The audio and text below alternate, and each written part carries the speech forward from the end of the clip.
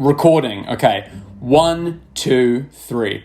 Hello everyone and welcome to the 1-year anniversary of Kiwi in Japan. My name is Laurie. You might know me as Kiwi. A Kiwi is a person from New Zealand. So Kiwi means the fruit, Kiwi means the bird, but it also means a New Zealander, a person from New Zealand. I am a Kiwi, so I am a New Zealander living in Japan. Lots of people don't know this, so I thought I'd just mention it now. Anyway, I have been living in Japan for 1 year now. It's 1 year since I left New Zealand and came to Japan to start the JET program. And so I made a video called Ask Me Anything, Q&A. And I wanted you guys to ask me some questions. So it's been nearly 2 weeks since then, and you've given me a whole load of questions. So what I would like to do is answer your questions, but they're so vast and so different. I think I will split this video into 3 parts. So the first part will be the JET program, teaching in Japan. What is it like being a teacher? What was it like getting into the JET program? What's it like trying to teach English in Japan?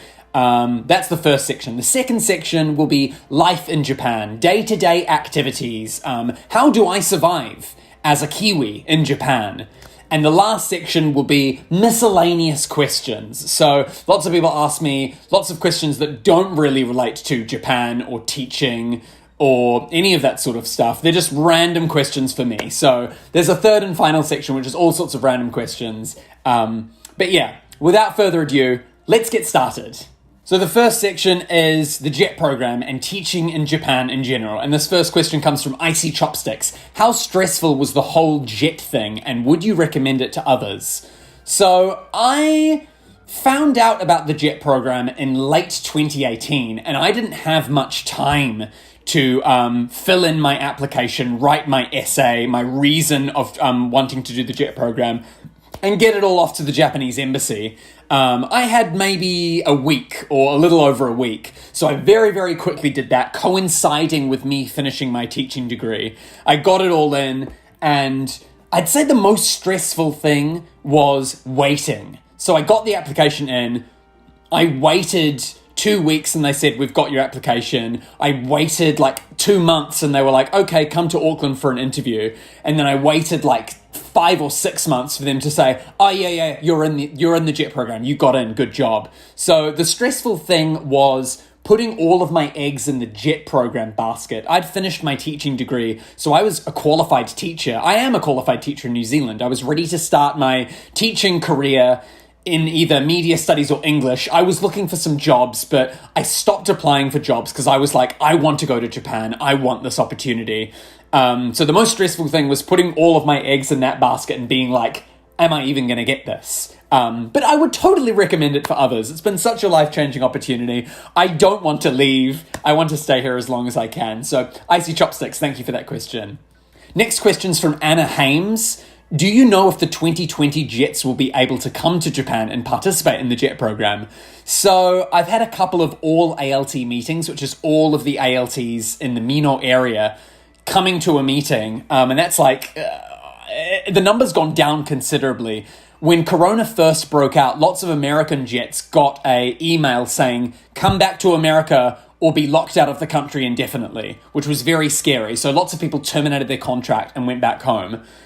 The contracts renewed in August. Lots of people didn't renew their contracts and went home. So the number of JETs here in Mino, in Osaka, are very, very low, about half of what they usually are. And they haven't heard any word on whether or not we're going to get new JETs. They said we'd find out in July. That hasn't happened. They say we're going to find out in September now. That seems unlikely. I don't even think if anything's going to happen in 2020 because of Corona and the whole situation. So it means a lot more extra work for me. I think there's normally 3 ALTs at my school. As far as I know, there's only going to be 1. There's going to be just me now. I officially start my second contract tomorrow.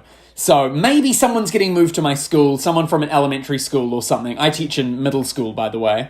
But yeah, interesting question. So I don't know if in 2020 anything will happen, but I'm very lucky that when I applied in 2018 and I came in 2019, what if Corona happened last year? I wouldn't have been able to come. My life would be very different to how it is today. So yeah, interesting. Next question's from Tarek Sattar, and he says, I'm planning to do the JET program next year, but I'm a bit nervous. Firstly, I'm 27. That's me. I'm 27 too. And I'll be 28 by the time I go over. Will I be considered as old among old other jets? Will there be any kind of judgment for me being older in that context? Also, I'm very much an introvert. I prefer to spend my time alone. How would this be seen by the Japanese people, or even by other jets, do you think? So first of all, I don't think you'll be seen as old, because I'm 27. Some of the jets that I know are like 30, like my friend Carlos just had his 30th birthday. Some of them are like 32, 33. Some of the malts, which are the Mino hired ALTs, Mino ALT, they're called malts. They're sort of in their 40s, like late 30s and 40s, but it's a different profession. But most of the ALTs are like fresh out of university, because to get into the JET program, you have to have just done a bachelor's degree, or have done it. That's the maximum qualification. Any major, but you have to have a bachelor's degree. So I have a bachelor's degree and a teaching degree. I didn't know what I was doing for a couple of years. So I'm considered a little bit old, but I guess I've got kind of a youthful face, a youthful energy. So if you're an introvert and you don't like spending time with other people, among Japanese people, maybe among the teachers, they won't see you as very friendly. So always have a smile, always be accepting to take on work as a teacher. That's your responsibility as an ALT. Just be friendly and amicable. But just don't be just deadpan. Don't just be you as a foreigner, as an ambassador of your country. You have to put your best self forward. So that's all I can say, really. You don't have to be like super genki, super outgoing, but just be friendly and polite and smiley, like smiling. But yeah, among other jets, that's not so much the priority. The priority is how you get on with your co-workers, but among other jets, I think it's good to have acquaintances and people to rely on. So, for example, I teach in middle school. I've got some friends who teach in elementary, some friends who teach in other middle schools. It's good to know what else is going on in Mino and going on in Osaka. But everyone's situation is different. You might end up in the middle of nowhere. You might go somewhere where there are no other ALTs. You're the only ALT. No one else around you speaks English. So everyone's situation is different. So fingers crossed for you applying for the JET program, Tarek. And I hope you're not... just put your best self forward, okay? and keep practicing Japanese. If you get in, practice a ton before you come. The next question's from Eiban Chiarotto, and they said, what are your most difficulties in being a teacher in Japan? What's the most difficult thing? Definitely when I first arrived, I wasn't sure, like, the English ability of the Ichinensei and the Sannensei, the first grade and the third grade. In first grade, they know, like, hello, my name is Laurie. I like chicken. I don't like asparagus. They don't even know, like, favorite. What kind of sport? They don't know that yet. What's your favorite? They might be like, favorite? What does favorite mean? But they know, like, I like. They don't even know, like, I want money or something. So that's the main problem. Like, knowing the level of ability between the students. The Sannensei are pretty much okay, the third graders.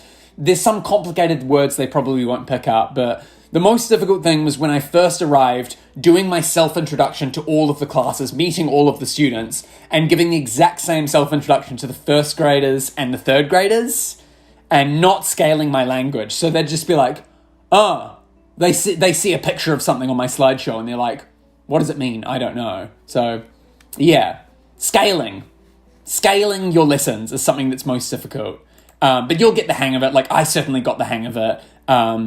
And I think now most of my lessons work like clockwork. Like, students know we're going to do like, how's the weather today? We're going to sing a song as a warm-up. We're going to have a spontaneous conversation warm-up game. And then we start the unit. And that's the thing that we do for the next 3 lessons. So in my classes, I do English communications. I see every single class in the school once per week. And so I get to do the same lesson for all of first grade, all of second grade, all of third, like different. So 1 lesson for first grade, 1 lesson for Ninensei, 1 lesson for Sannensei. So 3 lessons. I only do 3 lessons on loop for the whole school pretty much. But if that makes sense, does that make sense? Yeah, okay. Most difficulty is scaling. Druchi X says, are the schools just like animes, and how is sports there? Middle school, Chugako, where I teach in, is very much like anime. Like, everyone has, like, they've got their winter school uniform and their summer uniform. The students are really, really, like, playful and energetic with each other. What can I think? They've got clubs. Okay, so sports, there are, like, club activities, and students don't have to do it, but it's kind of, like, socially frowned upon if you're not in a club. Like, it's sort of like a character building thing that students need to do in order to get into, like, a high school and a university. It's like, you weren't in a club? So all students are in a club. I am in Rikujobu, which is track and field club. So occasionally, if I'm not so busy, if it's not so hot, if I brought my running gear into school, I run with the students. I'm not the coach of the club because I don't speak Japanese. Their Japanese coach, the sensei, he says, just do what the students do. You're running with the students, talk to them in English. And so it's fun. So I just get to do what the students do with the track and field club. And they like talking to me and practicing their English, so it's really fun. But they're very driven, very serious about their club activities. Every single day after or before school, they're doing it. But yeah, it's like an anime. We have a Kyushoku school lunch. All of the classes, the bell goes bing bong, bing bong. The teachers go between classes, and the students stay in their homeroom and just chill out for 5 or 10 minutes. Yeah, if you want any more explanation, please leave me a comment below. Kakashi Channel says, why don't you tell your students that you're a famous YouTuber? Yeah, my students don't know I have a YouTube channel called Kiwi in Japan. And I think the reason why is I'm worried that I'll lose some integrity with them. Even though they wouldn't be able to understand my language, I'm worried that they'll think like, oh, Laurie's just like... I mean, as an ALT, they already see me in a lesser serious role than their actual Japanese teachers. They call me Laurie, they don't call me sensei. They're just like, hey, Lori, and it's cute. But they're like more friendly and like cheerful with me than their teachers, where they have to be like super serious. So I told my former son Nensei last year that I have an Instagram and a YouTube and they're welcome to follow me, and I gave them like a card with like my YouTube channel, Kiwi in Japan, but I don't think anyone followed me. But maybe at the end of this year, I'll make more of an effort to tell all of my students that I have a YouTube channel. Here it is, I'll show them. Mainly, I don't want students going back through my oldest videos and seeing me swearing in English and stuff like that, or playing lots of games. Like, they'll see me as less of like a teacher, like a respectable face, and more of like a geeky anime gamer sort of, which I am a little bit, but you know, I don't want to lose integrity as their teacher. I want them to be more focused in my class, but it's a fine balance, even though I do kind of let things slip a little bit, because I'm a friendly face to them. I don't want them to know about that. So yeah, good question. Oh, Kakashi Channel again. How long have you been as an English teacher? Did you teach in New Zealand too? So in 2018, I did my teacher training as a media studies and English teacher. I had placements at 2 different schools. One was a very fancy all-girls Catholic school, private school as well. And the other one was a public, massive school, which was senior level. So it started at year 10, which is like 15-year-olds, and went up to 18-year-olds. And so I was in those schools as a part of my training. When I graduated, I was a relief teacher. So a relief teacher is a substitute teacher for you Americans out there. And that means the PE teacher is away, Laurie's the PE teacher for the day. The maths teacher's away, Laurie's the maths teacher. So I filled in for any teacher that was not there. And it was basically, I got a call in the morning being like, this teacher's not in today. Can you come in today? And I'll be like, yes. So I'd immediately come into school, I'd get a timetable, I'd get the teacher who's absent's timetable, and I would be like, oh, okay, first period is year 12s, which is 17-year-olds, like second to last year of high school. And it'd be like, oh, they're doing trigonometry. Okay, guys, get out your books. we're going to do trigonometry, go to this page, your teacher wants you to do this by the end of this class. And I don't know how to do it, and they'd be like, oh, sir, is this the right answer? I don't know, I'm not a maths teacher. So it was hard. Being a substitute was very, very hard. But I did that for about 6 months before I got into the JET program. I came to Japan, and I've been teaching here for 1 full year now. So tomorrow is my first day of my 2nd year. So I guess I've been a full-fledged teacher for 1.5 years, but my teacher training was sort of like a slower... I was in a class with their actual teacher, and I was kind of like a teacher aide, like I was helping in the classroom. So 2 years, maybe? I've never really been a proper teacher. I've always been like training, substitute. Now I'm a ALT, assistant language teacher. So I've never had a class to myself. I've never been a homeroom teacher. So I don't know, but I've dealt with kids. I've been in schools for 2 years, so take it or leave it. Ooh, Lee Ellen, how has COVID affected your experience on the JET program? What would be a typical day at work for you? What is your workload like? Do you do a lot of lesson planning and teaching, or does your JTE do a lot of the planning? So, as I can only say many, many times, and they'll say this over and over again on the JET program, everyone's situation is different. So what I'll say might not necessarily be what someone else says, but I'll explain. COVID, from March to June or so, maybe even later than that, there was no class pretty much. Students were at home and I did nothing. I was seat warming. I was just like, I'd go into school, maybe I'd help with the English teachers with their units of work, but I was not teaching any classes. I was not coming up with any units of work because we didn't know how long Corona was going to be on for. And so I did not much for a very long time. But my typical work day, now school's back to normal now, but everyone wears masks. Everyone, all the teachers, all the students in the corridors, you wear a mask. My JTE would sort of say, with the Ichinensei, the first graders, we want to do a shopping unit. We want to teach them how to go shopping in English. So can you please make something? So I would start easy with like, let's teach them these phrases. Then we'd learn like an exchange. We'd practice an exchange where one person would be like buying something and one person would be selling something. They'd swap. We'd learn the target language, like what do certain words mean? How much is it? How about this one? And stuff like that, like the key language. And then after like 3 or 4 lessons, we'd do a test where the students would come into the next room. I would speak with them and they would be buying something from me. And I would be like, hello, how can I help you? And so they're like, I'm looking for a t-shirt. What size do you want? What color do you want? And so they have to know the target language. But yeah, so for me, the JTE says we're going to do something like for 3rd grade, we're going to learn about my opinion. With 2nd grade, they're going to do like a travel agency thing. So, and then I come up with the unit. So I make worksheets, I make the rubric for the tests, I make the PowerPoints and everything. I make pretty much everything for English communications.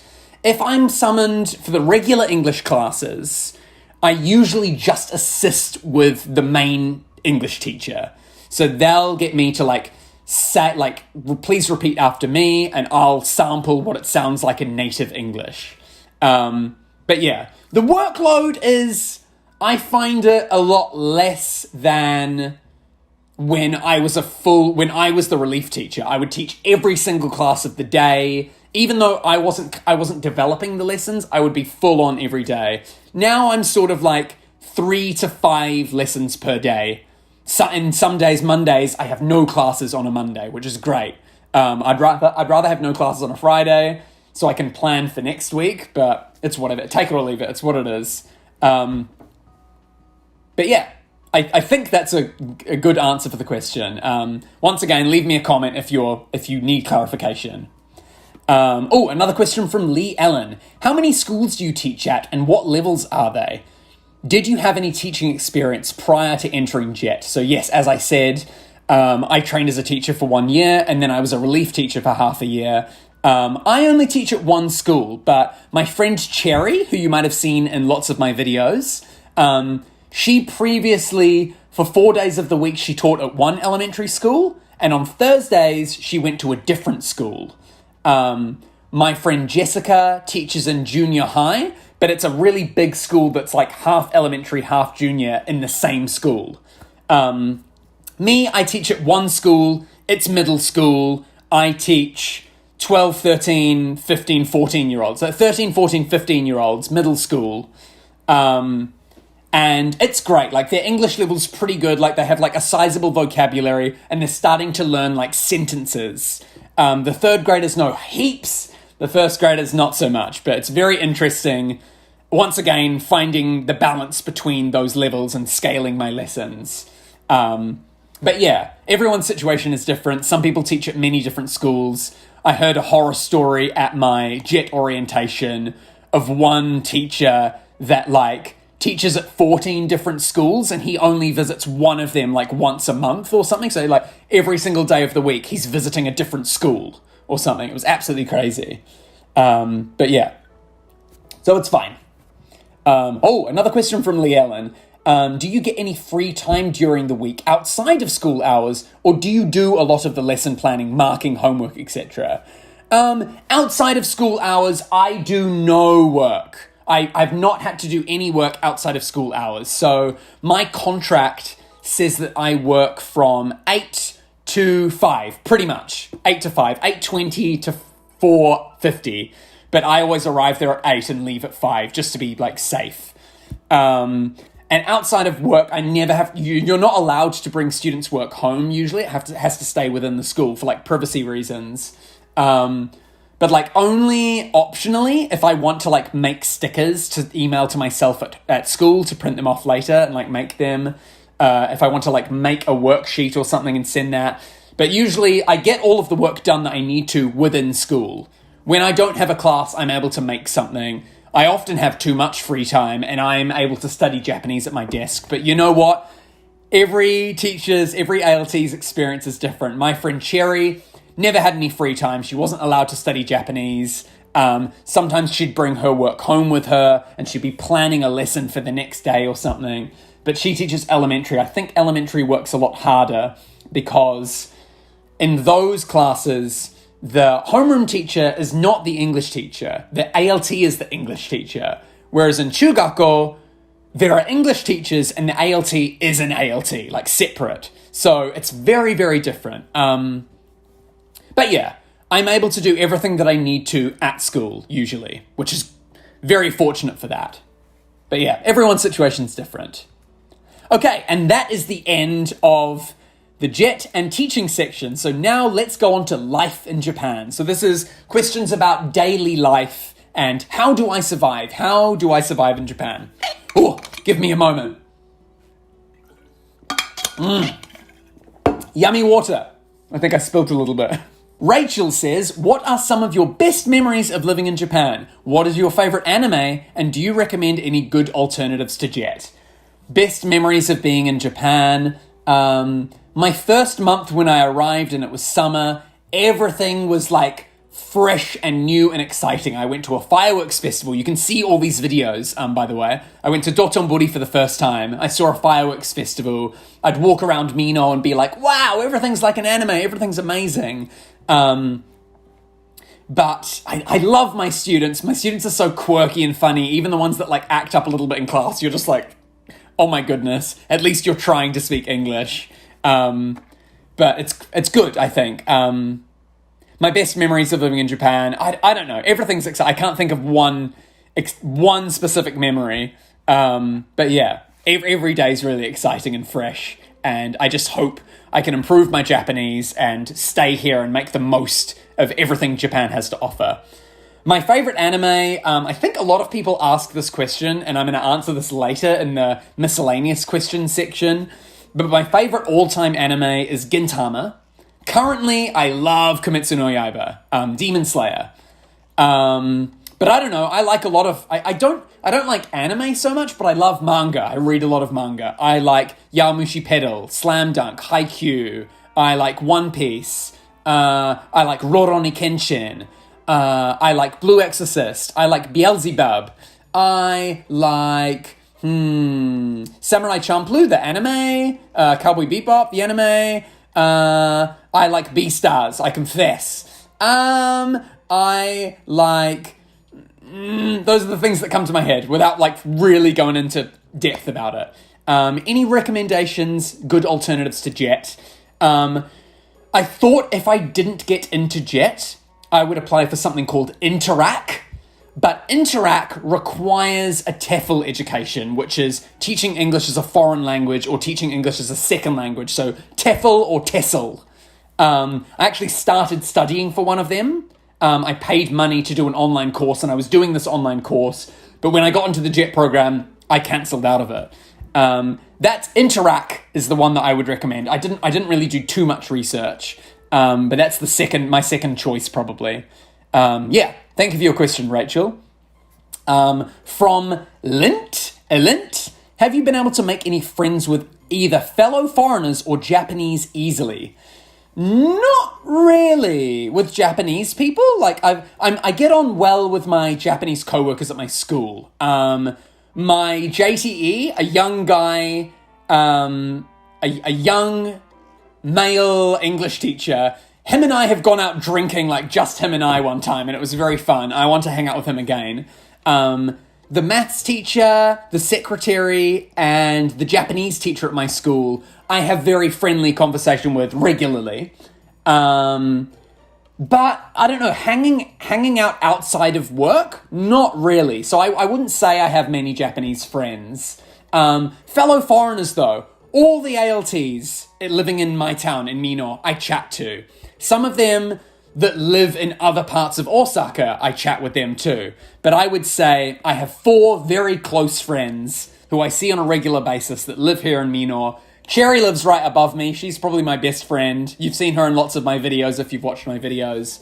So yeah, I've made friends with other ALTs on the JET program, but Japanese people, not so much. But I get on well with all of my coworkers. It's just, the language barrier is very, very tough. And I have mecha skoshi Japanese. So yeah, it is what it is. I keep saying that. I don't know why.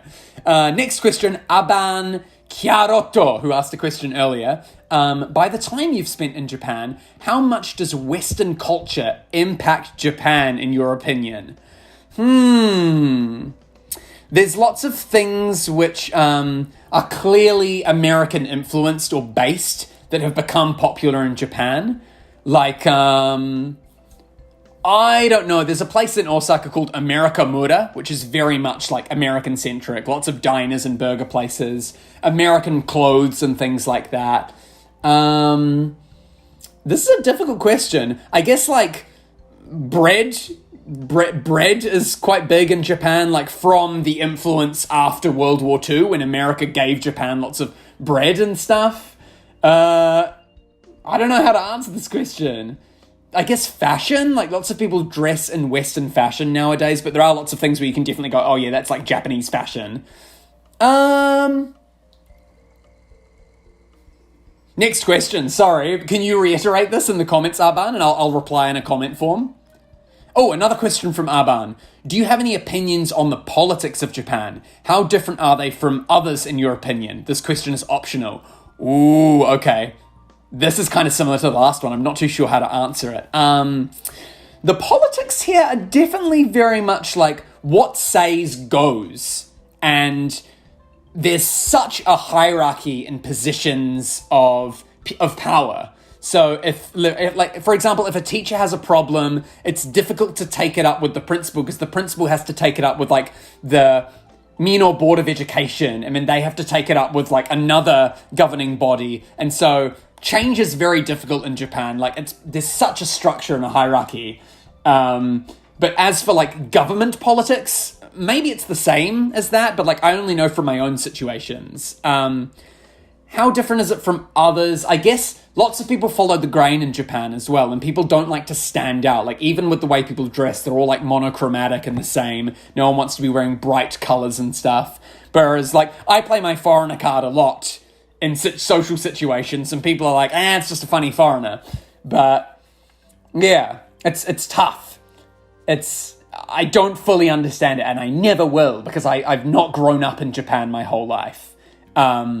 It's one thing I'll never quite understand, even after living here for a few years. When I think I understand it, I don't think I ever will. All I can do is be my best, be respectful of others, where they come from and what their background was like growing up and things, and just try to be respectable, I guess. Yeah. I think that answers your question. Here's a 2-for-1. In question of technology, what were one of the technologies that amazed you in Japan? And next, any opinion about Japanese toilets? No, I'm not a creep. I've just heard a lot of people that the Japanese bathroom toilets are heaven.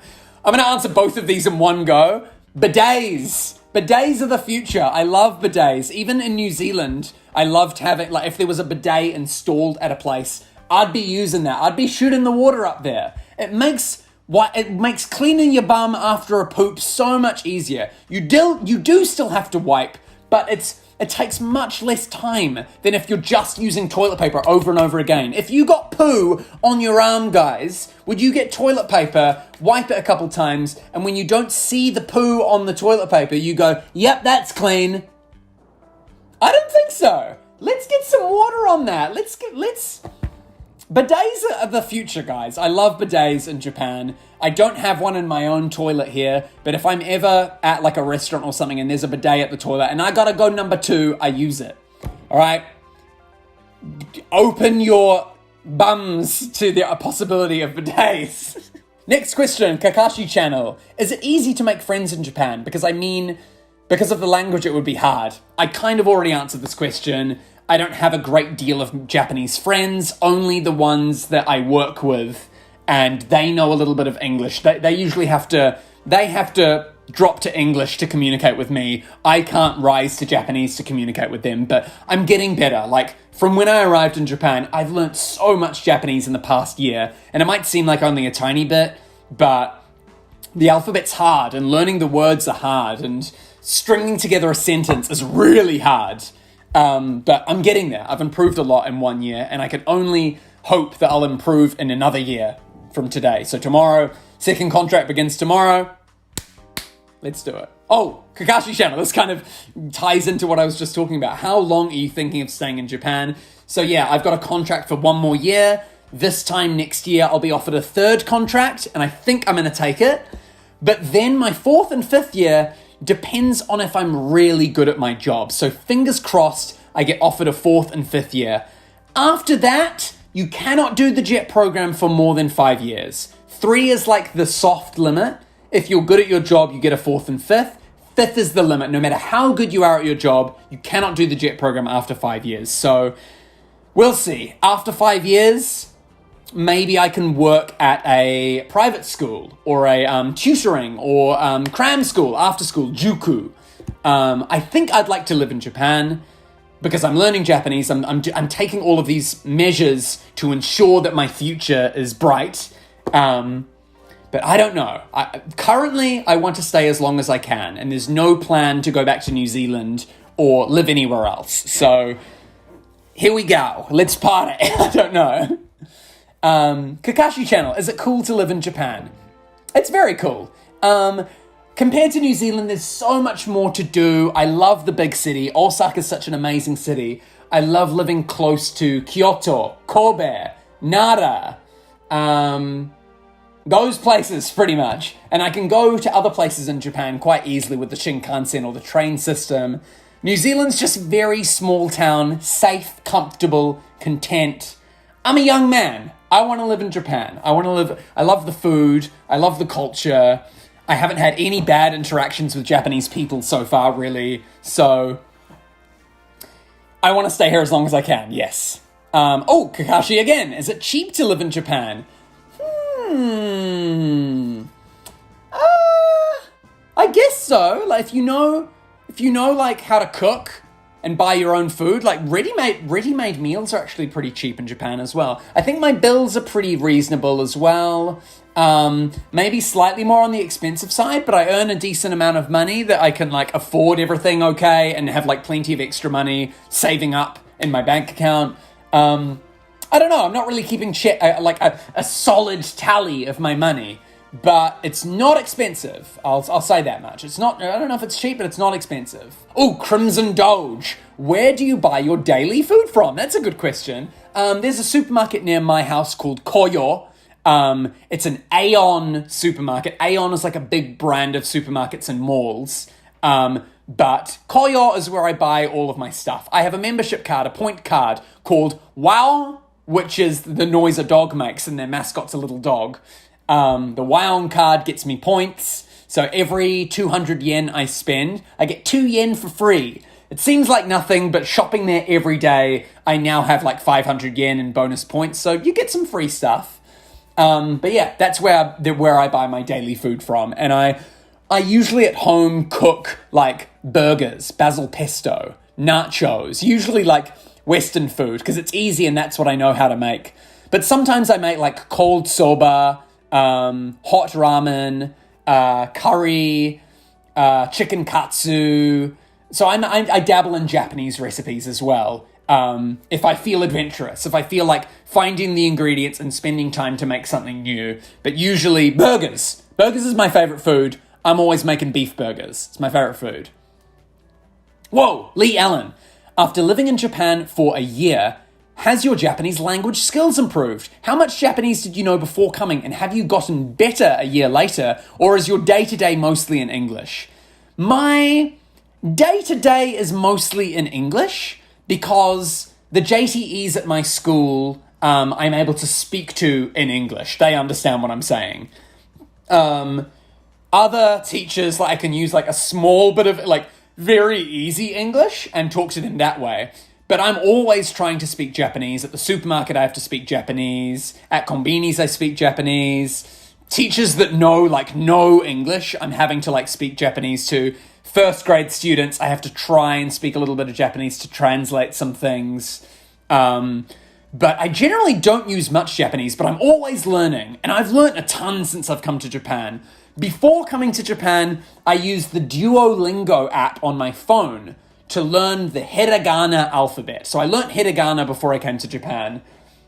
And when I got here, I started practicing lots of words, writing hiragana, and I've mastered hiragana now. Like I can comfortably read any hiragana thing, but I might not necessarily know what it means. Sometimes now I prefer to have a little bit of kanji in there because then like if I read like eiga, I'm like eiga? Eiga? And then I see the kanji for like reflection and image and I'm like, oh, eiga, movie, okay. So yeah, I didn't know much Japanese, but I've been, every time I have some downtime between classes and I've got my lessons prepared, I learn Japanese at my desk. I'm never off task. Like my free time at school is learning Japanese. And all the teachers that sit around me appreciate that. They're like, oh, you're doing something that will benefit your work in the long term. So yeah, I've learned a considerable amount, yes.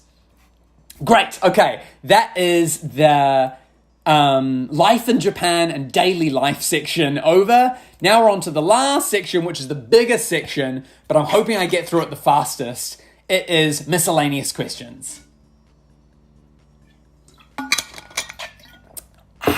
Okay, the first question comes from Campbell Jones, and he says, any anime recommendations? Everyone has their own tastes of anime. I'm not sure what to recommend. Gintama. Gintama's probably the best, like, it's serious and it's really funny. Like, the writing is really good. It's got some very good storylines and it's got some very good, like, episodic, like, single-contained stories. It's very, very funny. It's probably the best, like, anime from manga adaptation because the voice actors add so much comedy to it. But yeah, I would recommend Gintama. It's the only, like, long-running anime that I've seen, like, all 200 episodes of. But my second choice, Kimetsu no Yaiba, animation's great. Movies, Studio Ghibli. Watch any Studio Ghibli. They're amazing. They're beautiful. Kiki's Delivery Service is probably my favorite. I also like Howl's Moving Castle, Spirited Away, of course. Ponyo's cute. Yeah. Those are some recommendations. Go at it. Go get them, Campbell. Liam Taylor, I recognize your face. Do I know you from somewhere? Perhaps you know me as Laurie Moon? I know my YouTube channel is called Kiwi in Japan, but before Kiwi in Japan, I was Laurie Moon. I was known well on the internet as Laurie Moon. A recognizable face in the GA2 2 gaming community. I played a game called GA2 2. I made lots of guide videos and tutorials and commentary, and I was very well known. Sometimes I'd show my own face talking to the camera like this, even though I showed lots of game footage. So maybe that's where you recognize me from, Liam. Oh, next question, Choco Love. Pineapple on pizza, yes or no? I'm not vehemently opposed to it, but I don't like it myself. I'm gonna say no. I don't want pineapple on my pizza. It does add like a nice little like zesty kick, but it's not for me. I'll stick to the meat and the cheese, please. Cheese, please! Oh, next question, Kizero Kai. Have you made some Japanese friends? I already answered this. My coworker, my young male coworker who's my JTE, him and I are good buds, and I want to go drinking with him some more. But yeah. Also, I heard that fish is the best thing during summer times in Japan. I'm so keen to try it. So keen if you try out some local sushi. So there's a conveyor belt sushi place near my house that I go to all the time. Kaiten Sushi is what it's called. It's a chain in Japan as well. Kura Sushi is another chain, and it's when like plates of sushi are on a conveyor belt and they go around, and you can either like pick the sushi off the conveyor belt, or you've got a tablet and you can order sushi to be delivered directly to you. And Kaiten Sushi near my house, I go there all the time, but I've never made a video there, so I think I will make a video there next time I go. But yeah. Sushi in Japan is really like way cheaper than any other country and really good as well. Supermarket sushi. You can buy sushi at the supermarket, like a little pack for like 600 yen for 8 pieces. And supermarket sushi tastes better than restaurant sushi in New Zealand. So restaurant sushi in Japan is like phenomenal, amazing. I haven't gone to any really fancy sushi places yet, only like the basic conveyor belt sushi. So one day I'm going to go all out. One day. I need to go with someone who knows better Japanese. I need to convince Cherry and Jessica to go with me sometime, yeah. This question comes from... I recognize some of these kanji as Japanese, but this might be a Chinese name. What is your favorite letter? So I said, do you mean my favorite kanji? Like Japanese kanji? Well, you seem to learn English. I was really confused by English when I was a kid. What's my favorite English letter? L for Laurie, because it's so easy. I don't know. My favorite letter? R, B. B's kind of a funny letter. L. L's quite easy to draw, and it's Laurie. It's my name. I don't know. My favorite kanji at the moment is boku. Boku wa Rory desu. Boku means me in a boy, like a boyish term, like a really casual boy or man saying, I'm Laurie. I like this. So normally you say watashi wa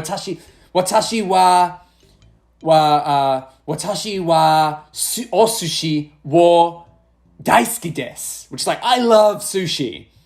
But instead of watashi, which is very formal and polite, I or I'm, you can say boku. Boku wa is really casual, boyish for saying I.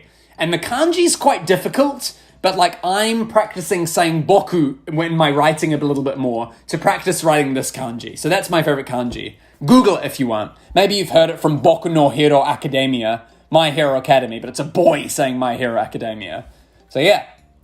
That's my favorite Japanese kanji. Epic Gamer Yeet. What's your favorite Japanese YouTuber? I don't know any because I guess I don't speak enough Japanese to watch a Japanese YouTuber. There's a Japanese band called World Order. Genki Sudo, who's a Japanese wrestler. He also does like choreographed dance music videos, World Order. Please Google them. And it's like 7 businessmen who do like robot dances to music. So they're music videos. Definitely go back and watch their ones from 5 years ago. I don't watch them anymore, but I loved them when I was younger.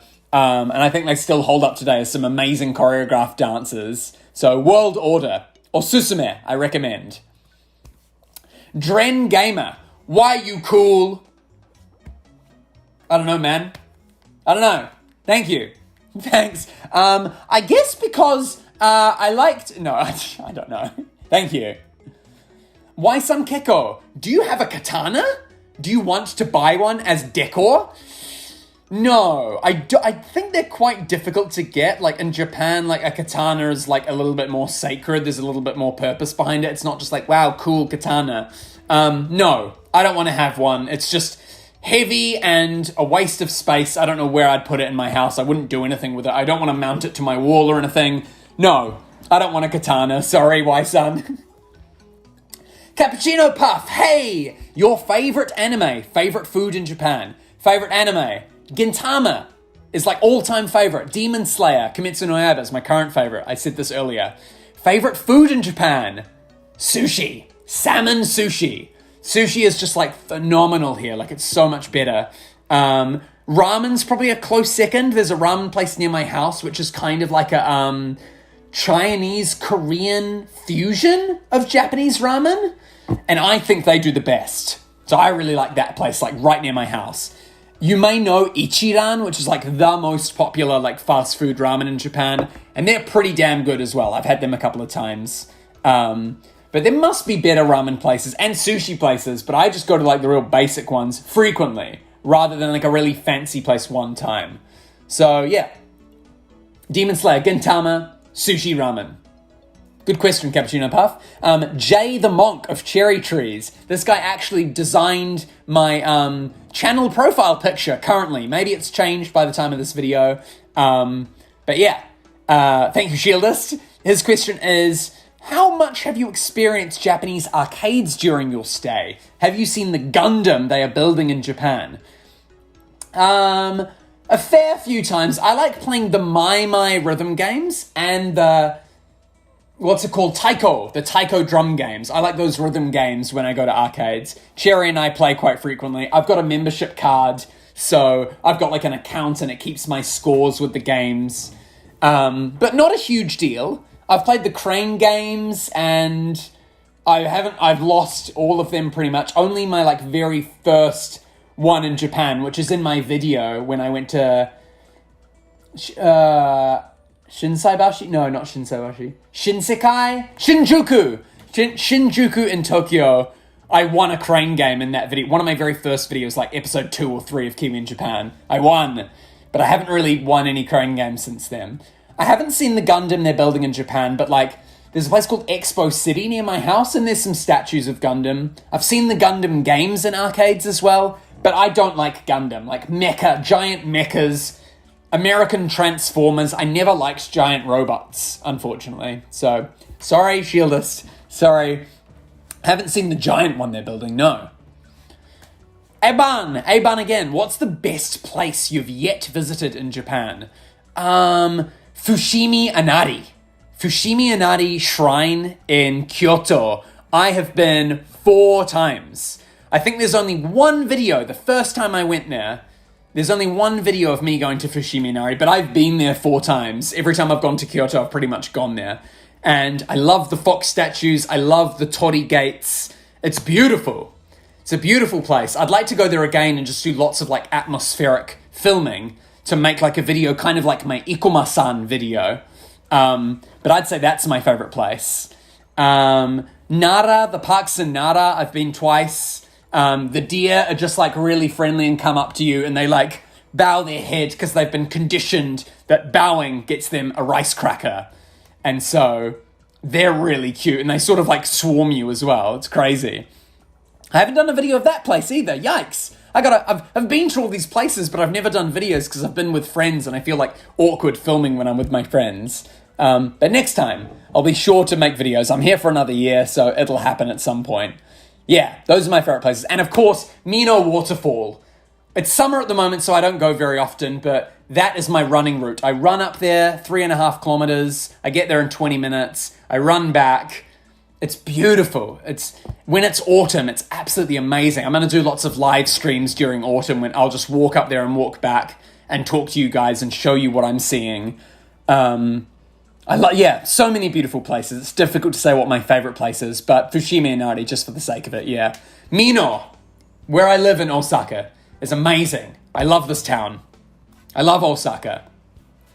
Aban, how usually do you go to anime conventions or cultural hotspots in Japan? What's your most memorable one? If we're kind of looking at the previous question, cultural hotspots might be some of those places that I mentioned, like Fushimi Inari, Mino, Katsuoji Temple, which is also near my house. My Hiroshima video, the places I went to in Hiroshima. Miyajima Island was really cool. Some of the temples in Nara and the deer there. Anime conventions. I haven't actually been to a single one, but like I've been to like Akihabara in Tokyo, and I've been to Nipponbashi, which is kind of like the equivalent of Tokyo's Akihabara. They're like anime hubs, but I haven't been to any conventions where it's specifically like, here's all the anime artists at this convention, meet and greet, because like I don't know any Japanese, so I'll just be like, what am I doing here? But maybe I'd like to try someday. I went to a exhibition of Attack on Titan. I tried to get tickets for an exhibition of Kimetsu no Yaiba and didn't get them. I failed the lottery. But filming was very restricted in these places, so I didn't do videos at the Attack on Titan one. I should have. But yeah, that's the only like anime convention I guess I've been to. Oh, another question. What's your favorite yokai? If you know a monster from Japanese folklore. So yokai means like mythical creature. A folk creature, or like a fairy tale creature. Not so much a demon.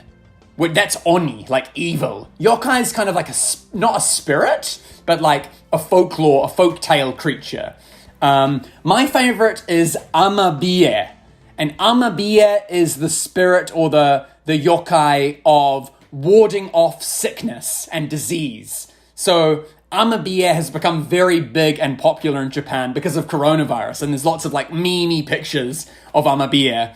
Amabie is like this like walking mermaid fish thing. If you try to Google Amabie is also in katakana, so it's not like in Japanese. It's called Amabie. I don't know what language that originates from, but it's like this mermaid fish thing with 3 legs.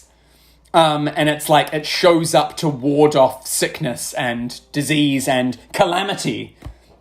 So I think also like natural disasters, it wards off anything bad pretty much. That's like, doesn't have like a just cause. But Amabie is my favorite. Good question. Kuro Yamanaka. Are you going to visit the bunny island Okunoshima? I'd like to someday, but it might be kind of like an obscure location. It might be very far from Osaka. So if I'm going all the way out of Osaka just for a bunny island, I don't know. But I'd like to see tons of bunnies just roaming around in the wilderness. There's also a fox park called Lao Fox Village. And there's tons of foxes everywhere. But once again, it's like very, very, very far from Osaka and kind of off the beaten track. Like you need a car to get there, really. And I don't have a New Zealand full driver's license, so I can't get a license in Japan. So that's very unfortunate. I don't know if I'll ever go there. Kakashi Channel, bit of a off-topic question. How do you feel when you became a GM player and community leader of Get Amped Evolution, the Discord server? I was very happy because I had been in that server for like 5 months before they said, when the server actually comes out, you're going to have this role. And I was like, really? And then I did. And in the game, I have GM. I don't really have GM powers, but I have GM above my head. CM, Community Manager. I like it. I like that they've included me, that they've acknowledged that I have some sort of presence and history with Get Amped 2, and I have the potential to bring in new players, and I want to bring in new players to Get Amped 2 and the Get Amped 2 Evolution project. I'm very happy, and I'm hoping that the game takes off and has its own content in the future. Might be in the distant future, but here's hoping, fingers crossed. Oh, next question. Do you like One Piece? And if yes, what's your favorite character? Mine's Zoro. Mine is Sogeking. Usopp's secret identity, Sogeking. Not Usopp, Sogeking is my favorite character. if I had to choose a regular character, because Sogeking was only for 2 arcs and now we've never seen him again after the time skip, Trafalgar Law or Sanji, perhaps, is my, favorite character. Yeah, Law or Sanji is my favorite character. Kakashi, again, how many anime have you watched in your whole life? I don't know. I've watched quite a lot of long ones. I've watched quite a lot of short ones. I've watched quite a lot of movies. What's your definition of anime? A lot. I've watched a lot. I watched, a lot more than people think that I've watched. I just don't like talking a lot about anime because I don't like to seem like a weeb, I guess. Even though I've seen a lot in my lifetime. And some that I probably, I've seen some that I don't even like. I've seen Fate Stay Night. I watched the whole thing. Animation was good, but I hated the story. Steins Gate, pretty good. I didn't like the twist. It was kind of time travel, stupid. But I've seen it. Yeah. I guess, does that answer your question? I don't know how many. I don't know. Chaos Miner. I really enjoy your videos. Thank you. I want to ask if you have any phobias. It'd be interesting for me because I have arachnophobia, fear of spiders, and acrophobia, fear of heights. I don't have any big phobias, I guess. I'm a little bit afraid of heights if there's no fence or glass or anything. I don't like unsupported, I don't like standing at the side of a cliff or something. Unsupported heights, I don't like. But I'm not really afraid of heights. Spiders, I'm not afraid of spiders. You've seen my spider videos. Why not? Just catch them. I know they move. I'm a little bit scared, but I'm not I don't have a phobia of them. I'm not having nightmares or anything. I'm just all right, come here, let's catch it. Yeah. Next question, Crimson Doge. Is it scary to see a spider? And how often do you see a spider? Okay, so by the time of recording, I've seen 2 proper spiders. One in Cherry's house, the first video, and one in my house, the second video, in May. So one was September last year, one was May this year. There's a third video on the way that maybe it's not out yet, but there was another spider in Cherry's house. Almost a year later, 1 year anniversary, another spider is in Cherry's house. So I got Cherry to help me film that as this time I tried to extract it, just like the one in my house. So many nasty comments of people being like, you killed the spider, you idiot. So from now on, I'm always trying to catch it, even if it makes the chase really long. I've seen 3 spiders. The first one was massive. The second ones were this size. The first one was that size. So yeah, and the third one's about the same size as the second video, yeah. So 3 times have I seen big spiders. Food XP. Hey Laurie, I hope you're doing well, man. What is your most favorite Japanese dish that you've tried in Japan? I'm most curious. Kind of already answered this one with cappuccino puffs. Sushi is my favorite Japanese dish, and I love the salmon sushi. There's some very interesting sushi. I've tried horse sushi, uma. It tastes like when you put it in your mouth, you're like, oh yeah, beef. And then you chew it a little bit and you're like, something's weird about this beef, man. It's meant to be like a delicacy. Horse, I'm not really a fan. I've also eaten sea urchin, which is very, very expensive normally. But I ate it and I didn't like it. It was 700 yen for 2 pieces. I ate one of the pieces and was just don't like this. But yeah, I went to a kaiseki restaurant once, which was a really fancy 7-course dish. But when they brought out the course for us, they were like in Japanese and left, and I was just I don't know what this is, but it looks good, and it was phenomenal. It was phenomenal. Yeah, sushi. I love the sushi. Yeah. Kushikatsu is probably a very interesting one. I've been to 2 or 3 kushikatsu places where it's you dip the food in, you get all these skewers of raw meat and vegetables and things. You dip it into batter at your table. You spread it in panko or breadcrumbs, and then you have a deep fat fryer on your table, and you fry your own meat and vegetables. And it says cook the meat for 2 minutes, cook the vegetables for 1 minute. And it's crazy. They'd never do anything like that in any other country because people will be like, oh, a vat of oil on the table. I'm going to put my hand into it like an idiot. But it's just people are smart in Japan. People are I'm not going to do that. I'm going to be responsible. Everything that happens is your own responsibility. So yeah, tabe hodai kushikatsu, where you also DIY and do it yourself, is very interesting. Oh, wow, we've got a really long question. I think I already answered this one in a comment form. Is it normal for people to go to a hotel for pre-departure and then to stay and eventually use that as the place they go to the airport from? Or is it an ESID? I don't know what that is for different countries. I'm planning to do the JET program and do the interview in New York City. I live there in New York City. Would I be able to stay at a hotel? Wait, will I still have to stay at a hotel with the JET program, or would I be able to find my own way to the airport? So basically, I think wherever you are in the world, you cannot find your own way to Japan unless you've got like a family emergency or something that restricts you from going when the rest of the people go. Everyone in the world, America, New Zealand, Australia, Japan, China, I don't know where you're coming from in the world, you basically all fly out at a specific time, arrive in Japan at a specific time, and do the JET orientation conference together at the same time. So, I don't know what this is. This question shouldn't be in the miscellaneous question section. It should be in like the JET program one. But everyone has to come with the JET program, get assigned a hotel in their home city, come together as a group of JET applicants, arrive in Tokyo, and then do the orientation conference together. You can't make your own way there. So, that answers the question, I think, yeah. Last question. Sir Drippy, will you marry me? That's the end of the Q&A video. Thank you very much, everyone. Wow. What a lot of good questions. And I hope I've done a good job answering them. So, I don't know how much of this video I'm going to edit, but I've been talking mecha genki for a solid hour now. So, I hope I'll be okay tomorrow for my first day back at school. Whew. Guys, thank you so much. It's been an amazing first year in Japan. I'm really looking forward to the second year in Japan. Thank you so much for all of the support. I've gained at least 10,000 subscribers in this year, mainly because of the spider video, but I'm sure there's some other people from all of my other JET videos and all of my other adventures in Japan. So yes, I cannot thank you enough. Here's looking forward to another amazing future. Thank you, everyone, and good luck to anyone who wants to do the JET program, to come and live in Japan, to come and travel in Japan. I look forward to anything else of your comments on my videos. Feel free to ask me anything. Join my Discord, link in the video description below. You're welcome to talk to me anytime. Don't just leave comments on my videos. Come and talk to me. Add me on Discord. Talk to me. And I will help you. I'll answer any of your questions. All right.